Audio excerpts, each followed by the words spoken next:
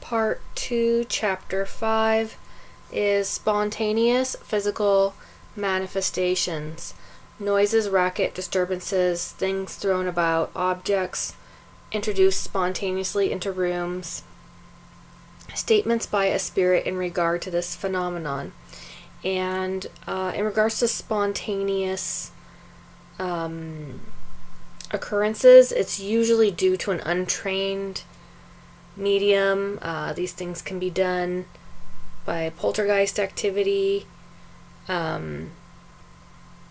Again, as I said before, it could be by a human suppressed emotions, not necessarily a spirit.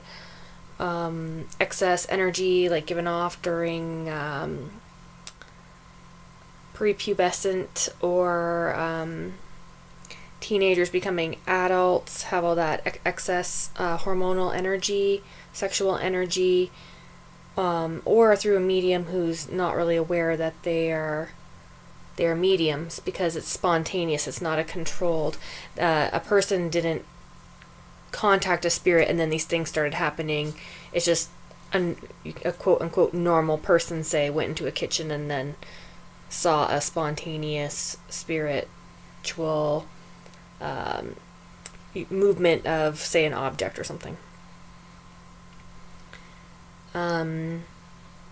Says of all spirit manifestations, the simplest and the most frequent are those made audibly by raps or other noises, and that this can be used as fakery, or that we need to rule out natural causes such as the wind, an object that we accidentally move, say we hit a table leg or something, and that causes something to move on top of it. An animal not seen by us, such as pets or something in the house, an insect, etc.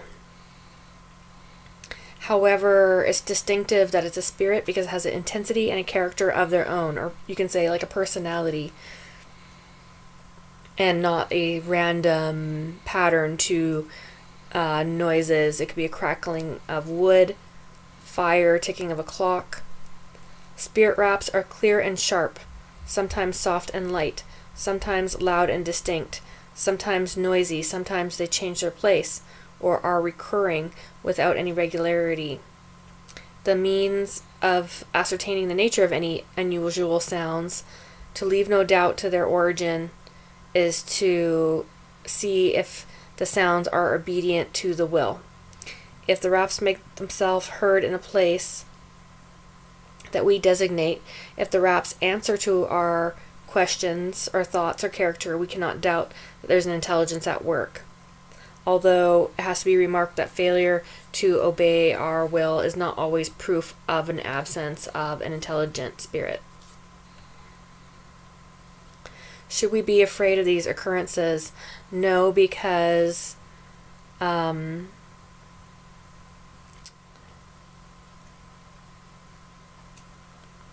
it may be uncomfortable and show persistence, which makes people naturally desire to get rid of them, like it makes people uneasy or uncertain.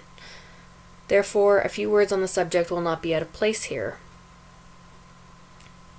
We have said that physical manifestations have the object or desire of spirits to attract our attention by some special act, and thus to convince us of their presence. We have also said that spirits of high degree do not make these signs themselves, but employ more physical or lower elevation or inferior spirits to do it for them.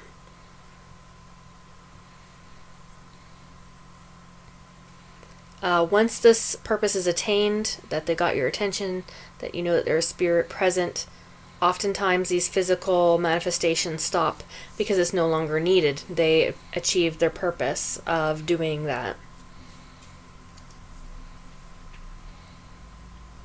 And it gives an example. Several years ago, when we first began the study of Spiritism, We heard knocking sounds around us for 4 hours consecutively. It was the first time that anything of sort had happened to us, and we had proof that they were not accidental, but an intelligent source, but we could not ascertain anything more about the happening. At that period, we frequently saw an excellent writing medium, and the next morning we questioned the spirit to communicate through that medium as to the cause of the knockings that we heard. It is, the spirit replied, your familiar spirit who desires to speak with you. And they use that terminology, familiar spirit, as a spirit guide, most likely, or someone, a spirit that belongs to one of the people that are present. What does he wish to say to us? You can ask him himself, for he is here. Having addressed the same question to the spirit,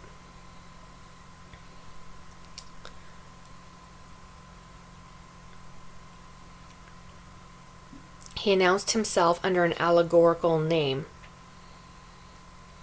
He pointed out to us certain errors in our work, indicating the lines in which they occurred. So they're talking about in compiling the medium's book, the spirit books, the codifications of Kardec, in compiling all this data, the spirit pointed out some errors, and it was useful, giving us wise counsel, and indicating that he would always be with us and he would come whenever we called, whenever we desire to talk and interrogate him, it says.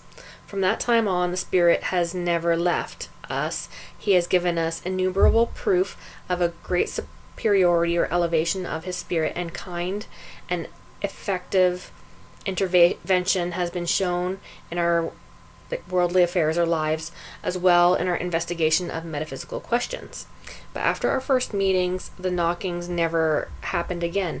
Why was this? It was because he wished to enter into regular communication with us, and in order to do this, I guess they had to get a medium, or just to get their attention, and the signal established regular communication, and then the knockings were therefore not as useful as a more direct communication.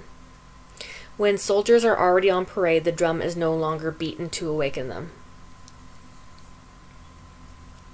A similar thing happened to a friend of ours. For some time his bedroom had resounded with different noises, which at length became very annoying.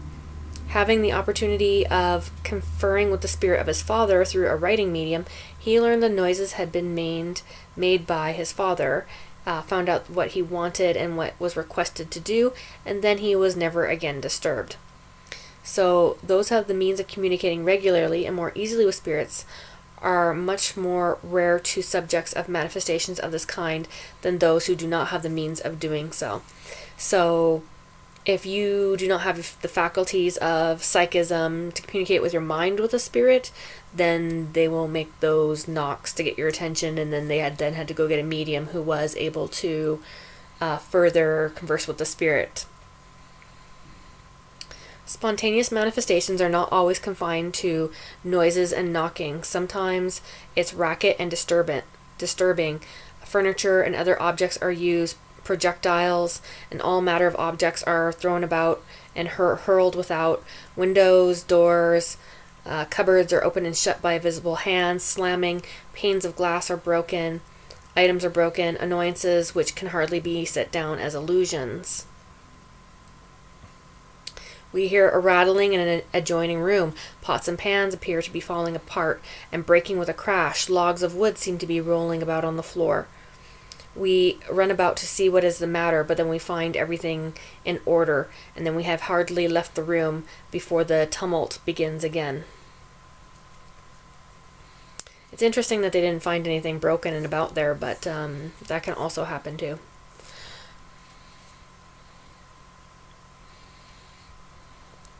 And that's more what you're going to see with hauntings.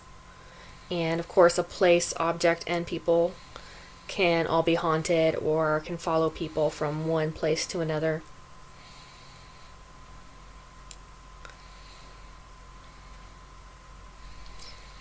Giving another example here, we knew of 6 sisters who lived together and for the several years had their dresses thrown about. Every morning, sometimes their dresses were under the roof of the house, sometimes their clothing was torn or cut into shreds. no matter what precautions they took in keeping their clothes under lock and key. People in bed and wide awake have seen their curtains shaken, or had their bedclothes or pillows violently snatched away from them, been lifted up from their mattresses, or even been thrown out of bed. These things can happen more often than you imagine, but a vast majority of the victims dare not talk about it for fear of ridicule. And people have been thought to be hallucinating or crazy. Doctors cannot understand such thing because they only admit material causes. History one day we will look at back now as we were in the Middle Ages in terms of spirit science.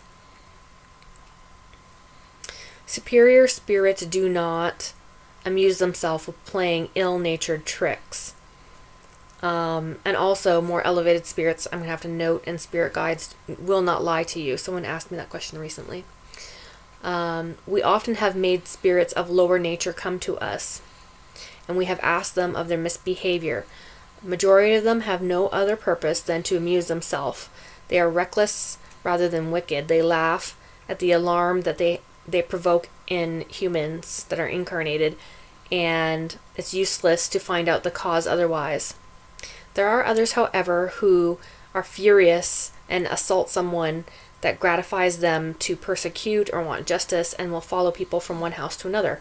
Others attach themselves to a locality and have no greater motive, I guess, than they're possessive over their house, or etc., or some of their prejudices. Others that are more praiseworthy attract our attention and enter into communication for us for the purpose of giving us advice or to ask something for themselves. We have known them to ask for our prayers. Others have begged that some vow which they were not able to fulfill during their earthly life or regrets could be fulfilled in their name. Others have decided to make reparation for evil deeds that they did when on earth, and for their own sake and for their own rest in their present state of being a spirit. Generally speaking, it is a mistake to be afraid of them, because their presence may be troublesome but rarely dangerous in that category. However, it's not strange that people are anxious to get rid of themselves of such visitors, but they generally set about doing it in the wrong way. If spirits are only amusing themselves, the greater the gravity with their antics are met, the more persistent they become. Like mischievous children who only tease more, the more anger they excite, the more successful they are in frightening the timid. The wisest course is to laugh at their absurdities, because then they get tired of playing the fool and cease their efforts to annoy.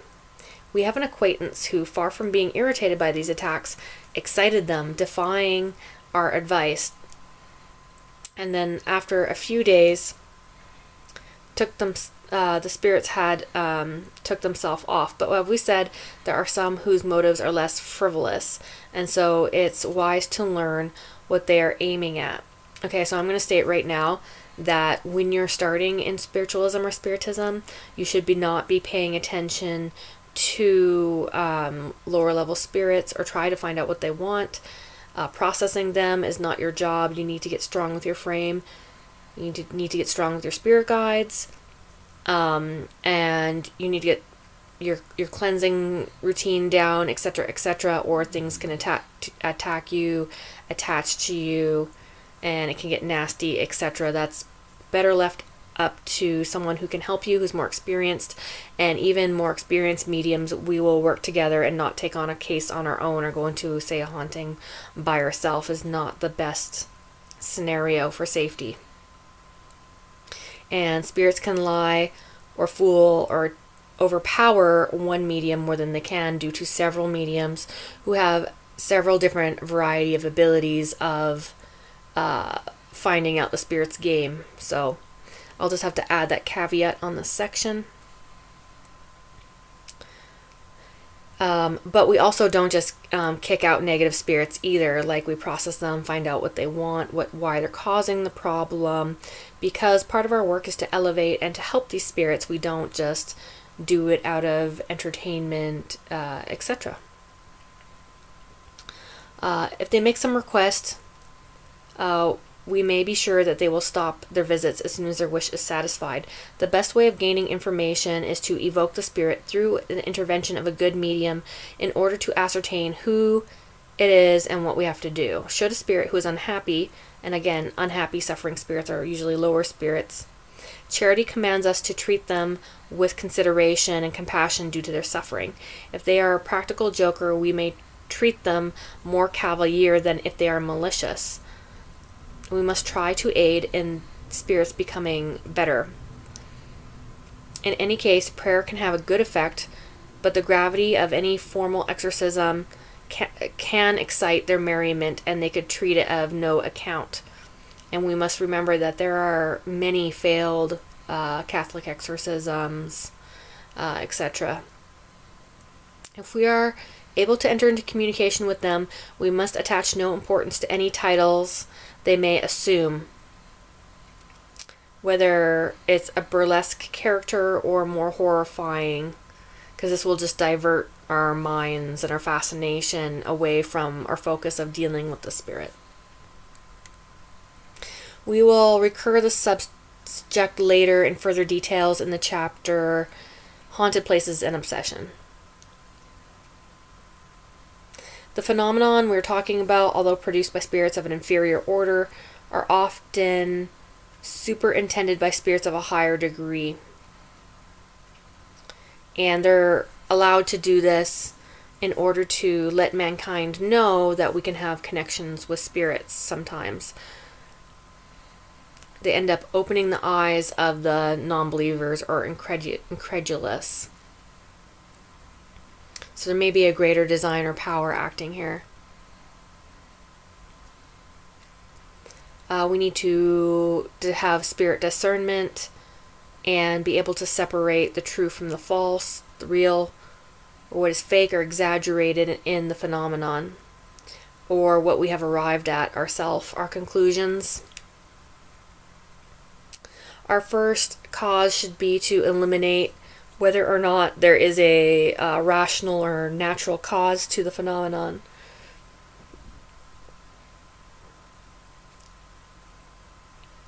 For example, if there is no other human around us and we get a slap on the back or in the face, we can be in no doubt whether or not there is an invisible being present or not in our vicinity or in our area.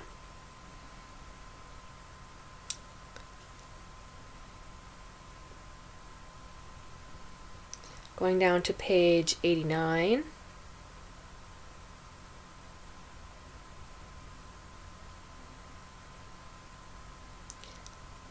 Again, they're talking about how spirits can use mediums who don't even know that they're mediums. Spontaneous manifestations very rarely occur in isolated places. It's almost always in inhabited houses that things take place through an unconscious medium of one present, whose influence or their energy body aids their production without desiring to do so. They are unmistakably mediums, although they themselves are unaware of their power, and therefore may be called natural mediums. They are, in comparison with other mediums, what natural somnambulists, or they're saying like the sleeping trance mediums who are completely not present, are to magnetic somnambulants. So even though a medium is not possessed with the spirit,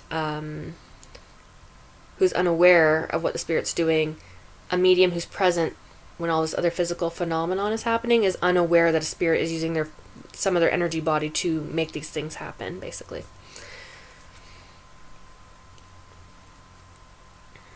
The medium needs to be present for these kind of phenomenons to happen, for objects to be thrown around, etc. Voluntarily or involuntarily. Although there are a few cases in which a spirit can do this alone, but it's quite possible that he drew some energy from some other source than people present.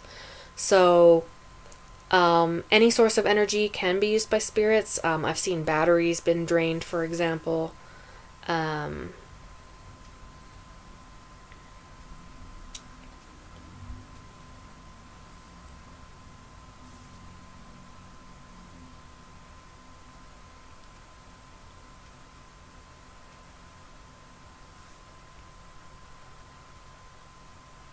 So a spirit has to have some kind of motive to do this, otherwise they wouldn't do it.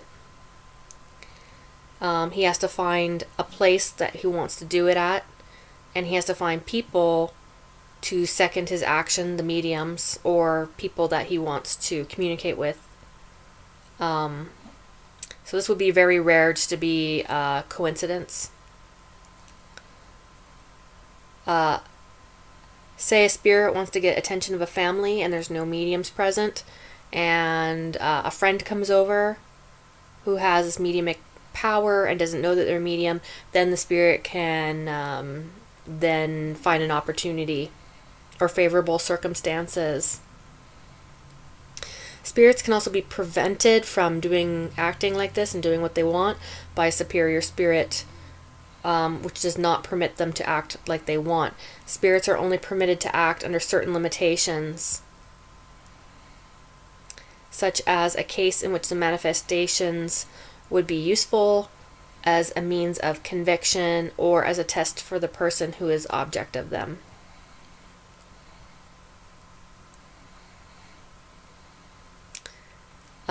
So again, the spirit, he was a king, Saint Louis, he was a king of France, is now one of the spirits of light, now answering questions about this. And they're asking about a specific place, and that was notorious urban legend in France, Rue de Noyer, I guess is a de Noyer Street in France. They're saying yes, these were spirit acting there, that they were being attacked because of the ill will of a perturbing spirit towards an inhabitant of the place, and their object was to annoy the people that live there and to drive them out of the house. Was there a medium present? Without such an influence, these occurrences could not have taken place. The spirit waits in the place for which they have a predilection. He is passive, and as long as there is no one in it to be fitted as a medium, he is inactive. But if such a person comes into the area, the spirit can then use the medium as much as they can. A medium is indispensable to this process. Without the presence of such a person, these occurrences could not have taken place. But there are other cases where an immediate presence of a medium is not necessary. It's just not as common. Uproarious spirits are of inferior order.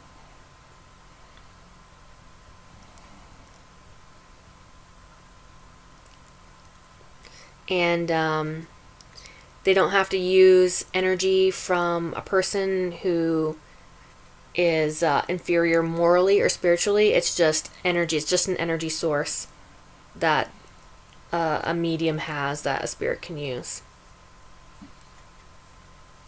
But sometimes there is a correlation, and the more elevated a person is morally, the higher the spirits are that you attract. And then the higher spirits usually will keep away the lower spirits. Where does the spirit find the projectiles he makes uses of? In the spot where the manifestations happen, usually around the neighborhood. A force proceeding from the medium's energy body and the spirit impels them in the air, and then they fall in the place where the spirit is aiming.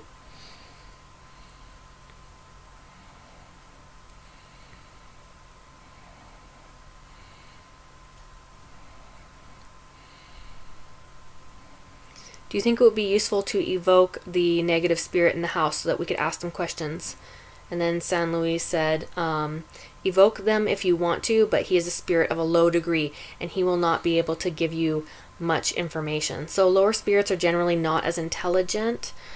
Sometimes they have sort of like a dementia or mental illness, like we would say, like they have some kind of mental illness. Not necessarily that they had it in life, it's just like that's the way that they act. They're not as higher spirits have a higher intelligence, basically. Greater mind power, greater powers of reasoning, greater powers of problem solving, and although lower ones can be manipulative, It's a different type of intelligence, kind of like street smarts versus book smarts. But they're eventually usually found out because they're not really able to consistently have consistency in their appearance, statements, etc. over time. They decided to evoke the disturbing spirit of the Rue de Noyer, and the bad spirit showed up. Why do you call me? Do you want some stones thrown at you? In this case, we shall soon see you scampering away, though you look so brave. We should not be frightened, even though you throw stones at us. We ask you to tell us if it's really in your power to do it. Perhaps I could not do it here because you have a guardian who looks so sharply after you. Was there anyone in the Rue de Noyer who helped you in playing your tricks on the people in the house? Yes, I did. I had a medium and no wise spirit to stop me, for I like to amuse myself. Who was the person that served as your instrument? A maidservant. Was she unaware that you were using her? Yes. Poor girl, she was the most frightened of them all. Do you do this from ill will? I had no ill will whatsoever, but you men who get hold of everything will turn this to your advantage. What do you mean? I just wanted to amuse myself, but you spiritists will study the thing, and then you'll have one more fact to prove that we exist. You say that you have no ill will, but you broke all the windows of the apartment. That was mere trifle. Where did you get the things that you threw in the house? They're common enough. I found them in the yard and in the neighborhood gardens. Did you find them all, or did you fabricate some of them? I created nothing. I composed nothing. If you had not found them, could you have made them? That would have been a bit more difficult, but we can mix things together to make sort of a whole. Now tell us how you threw them. That is more difficult to tell. I help myself by the electric nature of the girl joined to my own, which is less material. We were thus able to transport these objects between us. Tell me more about yourself. How long have you been dead? A full 50 years.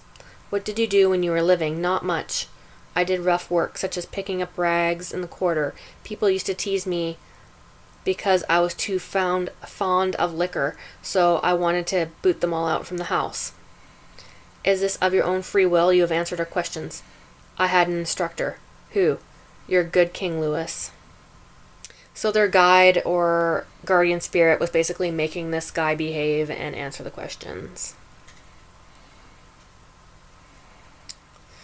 Remark. There's nothing surprising in being aided by a more enlightened spirit, wishing to take advantage of this occasion to give us instruction or information.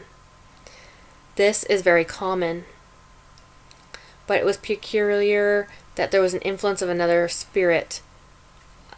So the rag picking guy that created problems in the house was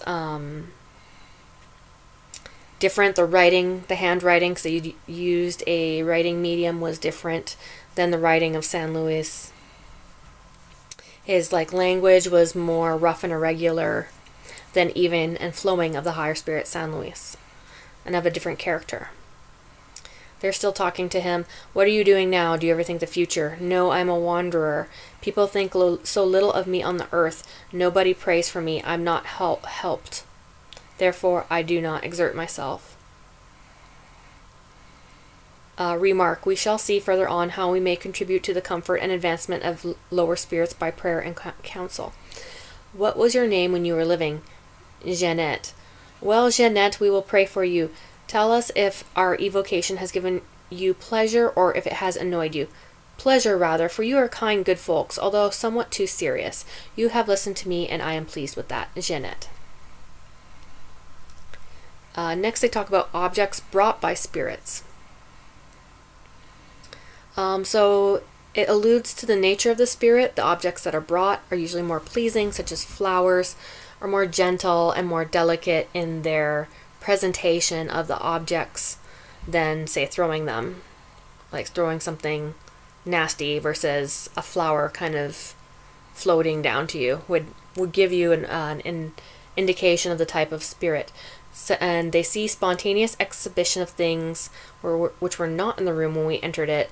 These spirit gifts generally being flowers, sometimes fruit, sugar plums, jewels, etc.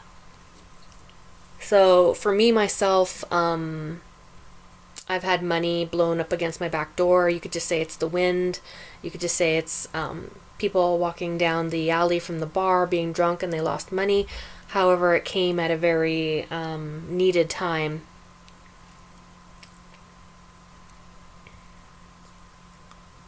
Again, it's talking about trickery, maneuvers that can happen. There is another spirit that comes to, a good spirit of light that then comes to give them more instruction. His name is Erastes, who was a disciple of St. Paul and was a spirit guide of the medium, who is their interpreter now for this next section. It is absolutely necessary in order to obtain phenomenon of this description to have with you mediums who I will call sensitives. That's to say, people gifted in the highest degree with mediumic faculties of expansion and penetrability. Because the nervous system of such mediums are easily excited, they are able by means of certain vibrations to project their energy around them in profusion. So that's a mouthful. It's basically saying that it could be emotional energy, sexual energy, physical energy, and people that do energy work and with their minds and sort of a visualization during certain exercises, we can expand our energy body. We put off a lot of energy, and this can be done purposely. And that there's a link between our nerves and the tangibility and physical influence and our energy body. That our energy body vibrates at the faintest emotion or sensation, and these energy bodies are very responsive to any moral or physical influence, internal or external. We could say vibes are furnish excellent mediums for tangibility and transport of physical objects.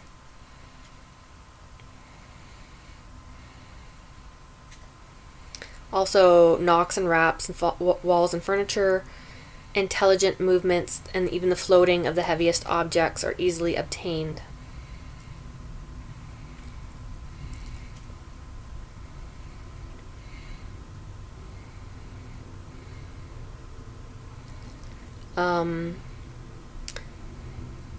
You could just have one medium who's very powerful in this respect, or several mediums, and in concentrating these fluids.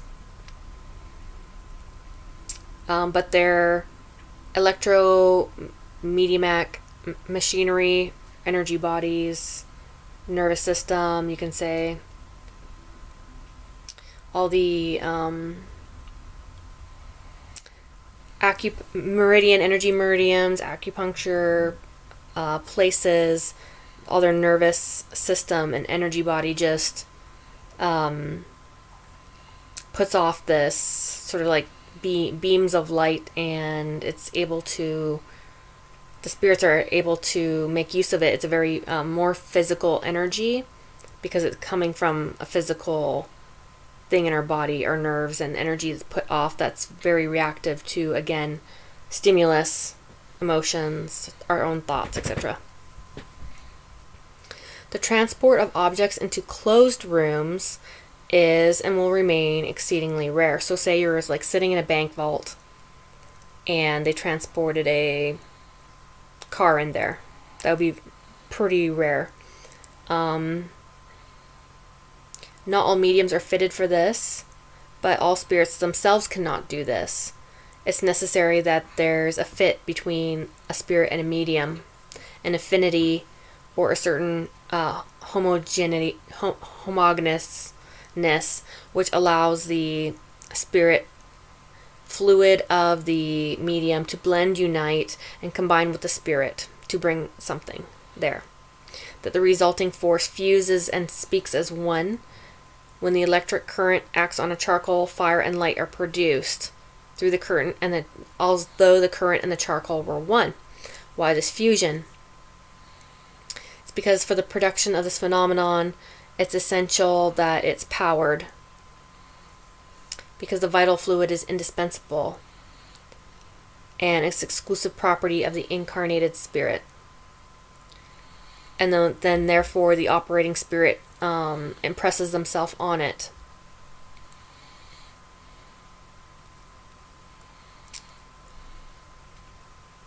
It can move material objects, can make objects invisible, and even move people around or throw people around.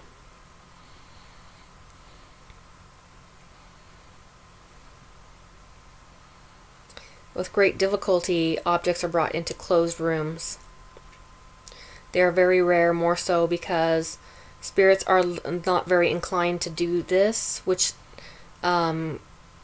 necessitates their part of the spirit to do work, which is almost physical in nature. It's disagreeable and tiring for them, so it takes some of their energy to A, even communicate with us, and B, to move an object. It's at their own cost, and spirits communicate with us at their own cost, so usually there is a reason for them to speak with us, and that's why we should heed good advices from good spirits, because they are spending their energy to help us, etc. And if we just ignore them, then they don't have very much motivation to keep doing that.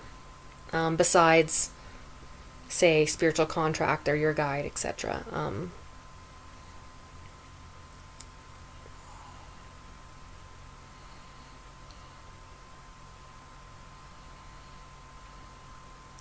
Also, mediums can't just demand this at such hour and moment. I want something brought here, because spirits are faced with obstacles to do this.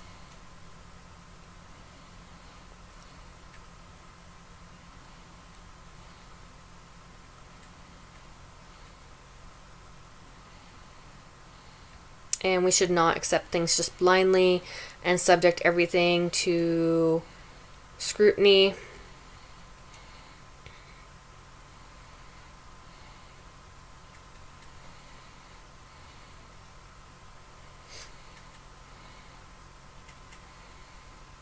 So now they're asking the spirit Erastes about this.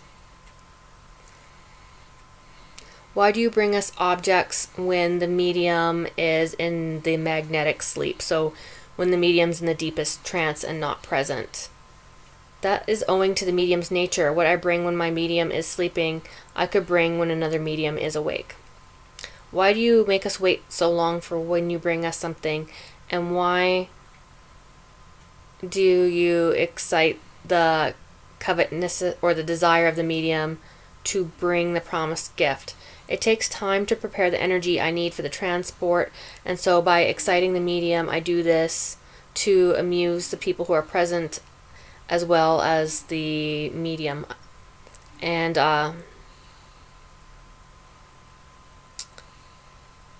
so this is actually another spirit, and Erastes is saying that this is actually a lower spirit in answer because, sorry about that, but that he thinks he's only amusing himself, but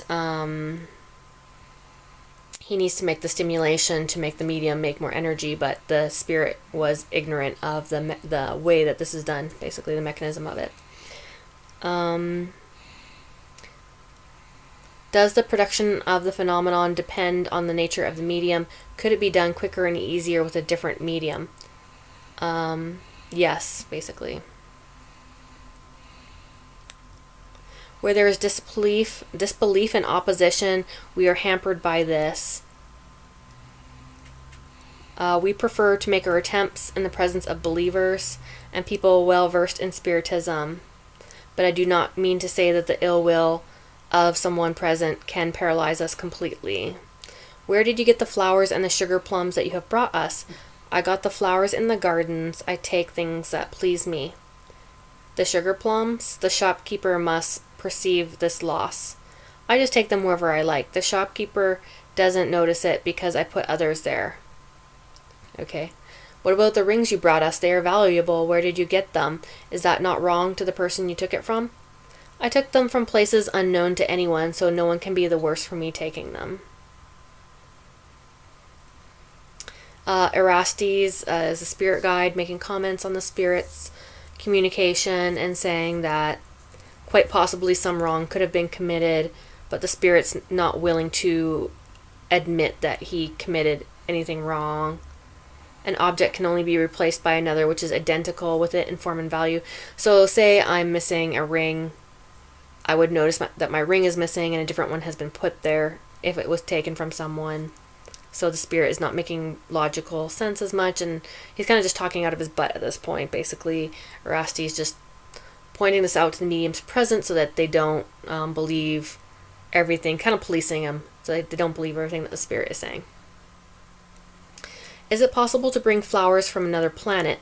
No, that is not possible for me. Do other spirits have this power? No, because of the atmospheric surroundings. Could you bring flowers from another hemisphere, from the tropics, for example?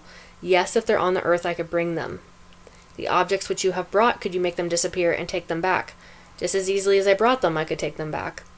Does the bringing of objects give you any trouble or make you anything tired, or is it a lot of work?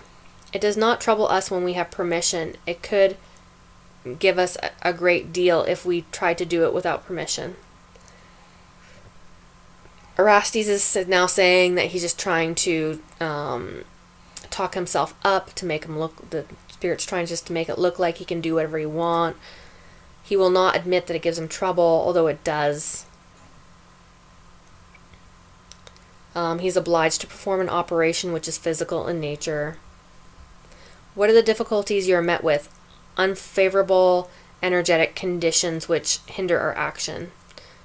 When you carry an object, do you hold it in your hands? No, we envelop it in ourselves. Erastes is saying that the spirit is not explaining it clearly because he does not put the object in his personality. He puts it in his energy, and he combines some of his energy with the medium, and then this is put in and around the object to be brought, so it's not correct to say that he just puts the object in himself. Could you bring us an object of considerable weight, say 100 pounds for instance? Weight is nothing to us. We bring you flowers because a flower is more agreeable than something heavy. Erastes says this is true. He could bring you a 200 weight or any weight, but there is a hitch in his explanation. The mass of the combined fluids must be in proportion to the mass of the object to be moved. So the force employed must be in proportion to the resistance to be overcome. So it is easier to bring a flower or some light thing because he could maybe not find the medium or in himself the energy needed for a greater effort or bigger, heavier object. Does this sometimes happen when things disappear that we don't know where it has gone, that it has been removed by spirits? This happens very frequently, much more often than you have an idea of, and it can be remedied by asking the spirit to bring it back. Erastes says this is true, but sometimes things are gone for good and carried a great distance. And almost the same conditions are required to bring it back, and this cannot always be accomplished unless there is an aid of the mediums gifted with special abilities. Therefore, when anything disappears, it's far more probable that your own carelessness rather than spirit action has caused it. Are some occurrences which we regard as natural everyday phenomenon really the work of spirits? Yes, your daily life is replete with incidents of this character which you do not understand or notice because you have not made them a subject of your thought, but if you had a little reflection, it would enable you to perceive the real nature. Do not perceive what is the occult of the nature of everyday men doing things, but occult influence is constantly exerted and given rise to various circumstances and incidents around us for humans to accomplish our acts and even to our own existence. Among things brought by spirits, could there be things that they are modified or that things that they have made themselves? The spirit is saying that he could not do this because he does not have permission. Only an elevated spirit could create an object themselves. How did you manage to bring the things in here since the room was closed? And then he says again about bringing it in his energy. How could you make these objects invisible? He said, I took away the matter that enveloped him. Erastes is saying it's not the matter that envelops them, but energy again.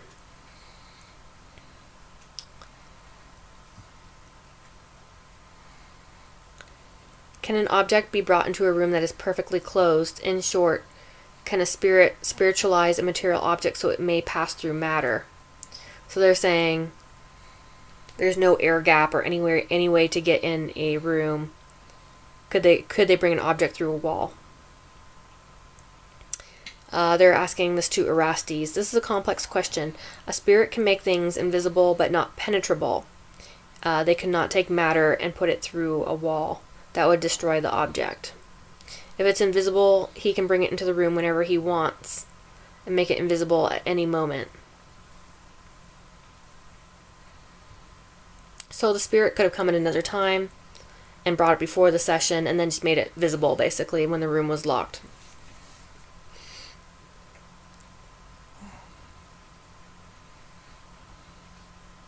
And there's some instances such as the rays of the sun can pass through a window pane. So they could say that they brought the object into the place but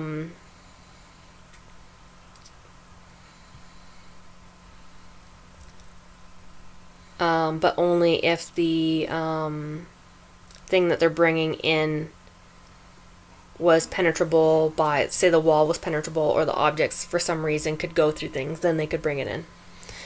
That brings us to chapter 6. Chapter 5 was a little lengthy, and I believe that the next one, chapter 6, will be as well.